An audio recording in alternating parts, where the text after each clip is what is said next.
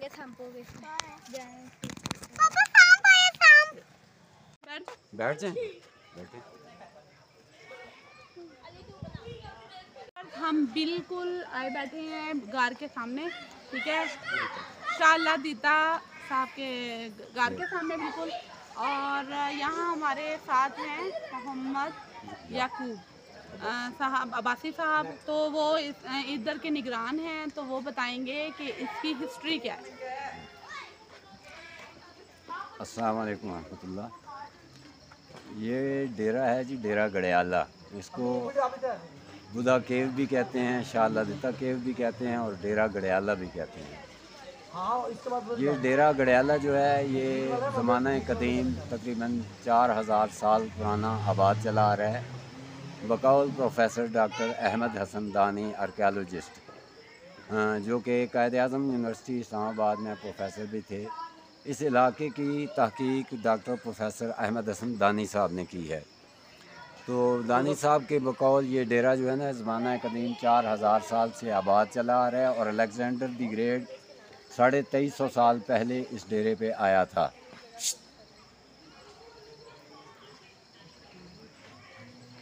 अच्छा, उसके बाद मुगलिया हुक्मरान जो हैं अकबर, शाहजहाँ, हुमायूं और जहांगीर वगैरह, शेर शाह सूरी वगैरह, उनके बारे में डॉक्टर साहब बताते हैं कि वो उनके काफ़िले जब गुजरते थे तो उनके बड़े जो थे वो इस डेरे पर पड़ाव करते थे और उनकी साथ जो बाकी लोग होते थे वो ऊपर टॉप पे बावली है, 3 किलोमीटर बाद बावली मुकाम है, उस जगह पे पड़ाव किया करते थे। और ये डेरा लास्ट में हमने एक हिंदू के पास देखा था जिसका नाम था ओगन दास, और बाबा ओगना उसको कहते थे। उन्होंने ये डेरा मेरे दादा अब्दुल गफूर वल्दीन मोहम्मद के नाम पे रजिस्टर्ड करवाया और उसके बाद फिर 76 साल से इस डेरे पर हम आबाद चले आ रहे हैं। ये वादी जो है, इस वादी को वादी गड़ियाला कहते हैं और ये चश्मों की वादी है। इसके हर दरे में चश्मा है और ये बागात की वादी है। यहाँ सब्जियों के बागात, फलों के बागात, फूलों के बागात हैं। इसके ये मगरबी साइड वाले दरा जो है उसमें भी चश्मा है, उससे आगे एक दरा है उसमें भी चश्मा है, इधर भी एक चश्मा है, इस दरे में भी चश्मा है और सामने वाले दरे में भी 2 चश्मे हैं। और ये सामने जो आपको आम का एक बड़ा दरख्त नज़र आ रहा है, ये ग्राउंड, ये जंगला जो घुमा हुआ है, फिरा हुआ है, इसमें ये जो ग्राउंड सा नज़र आ रहा है आपको, ये पहले एक बहुत बड़ा शाही बाग हुआ करता था। ये किसी मुग़ल हुक्मरान का लगाया हुआ शाही बाग था जिसकी अब एक अलामत वो आम का दरख्त बाकी रह गया है। ये 1983 में हमसे सीडीए ने एक्वायर किया था और उसके बाद एक और बंदे को लीज़ पे दिया जिसने शाही बाग को काट के यहाँ पे स्टोन कैचर लगाया था। और उस स्टोन कैचर से फिर ये जो सामने कटा हुआ पहाड़ है, इसमें जब वो ब्लास्टिंग करता था 100 सुराख करके उसमें बारूद भर के जब वो उसको करंट देता था तो ये पहाड़ उस वक्त लरजते थे। और उस वजह से एक नुकसान तो ये हुआ, यहाँ की दीवारें गिरी, यहाँ की गारें गिरी। इन गारों के आगे दीवारें लगी हुई थी, कमरे बने हुए थे, लेकिन उस ब्लास्टिंग की वजह से ये दीवारें कमज़ोर पड़ गईं और जो बाद में आके तकरीबन 3-4 साल पहले सावन के मौसम में ही ये दीवार गिर गई थी। तो ये पानी जो है ये पहले नहर की तरह जारी था। इसमें 5 चक्कियाँ, 4-5 चक्कियाँ सामने चलती थी और 5 चक्की किसी थोड़े पानी से नहीं चल सकती। 5 चक्की के लिए तकरीबन बहुत प्रेशर वाला 2 बड़े ट्यूबवेल के बराबर पानी हो तो 5 चक्की चलती है।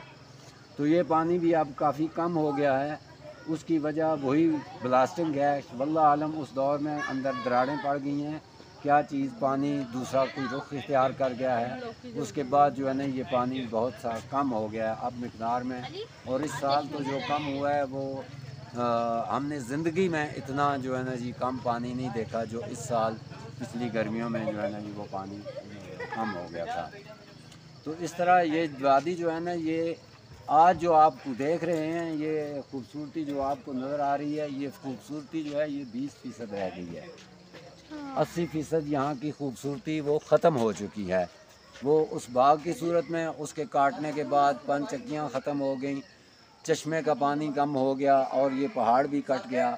इस वजह से इस इलाके के जो है, ये तो अल्लाह का करम हुआ है हम पे कि 1994-95 में यहाँ डॉक्टर अहमद हसन दानी साहब आर्कियोलॉजिस्ट वो तशरीफ़ लाए। उन्होंने सबसे पहला जो काम किया वो स्टोन क्रशर बंद करवाया है और उसके बाद ये चीज़ें बच गई हैं, वगरना वो स्टोन क्रशर 10 साल और रह जाता तो ये सारी चीज़ें मलिया मेट हो चुकी होती, स्तूपा भी। बहुत बहुत शुक्रिया आपका या। और बहुत अच्छी मालूमात है आपके पास। ये देखें कि ये सिर्फ 20% जो है इसकी खूबसूरती रह गई है। और ये जब मैं इस जगह पर आई हूँ तो मेरे साथ छोटे मतलब मेरे भांजे वगैरह हैं, तो वो कह रहे हैं कि इतनी खूबसूरत जगह।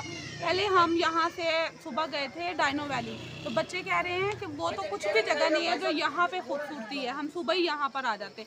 और 20% अगर ये खूबसूरती है तो जब 100% होगी तो क्या होगी।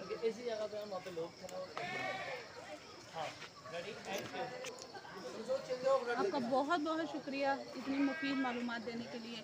और व्यूवर्स, आप जब भी यहाँ पर आएँ तो इधर का विज़िट लाजमी करें। और ये जो याकूब अब्बासी साहब हैं, इनसे भी ज़रूर लें, ये आपको गाइड करेंगे सारी बातों का। मेरा लापिस करना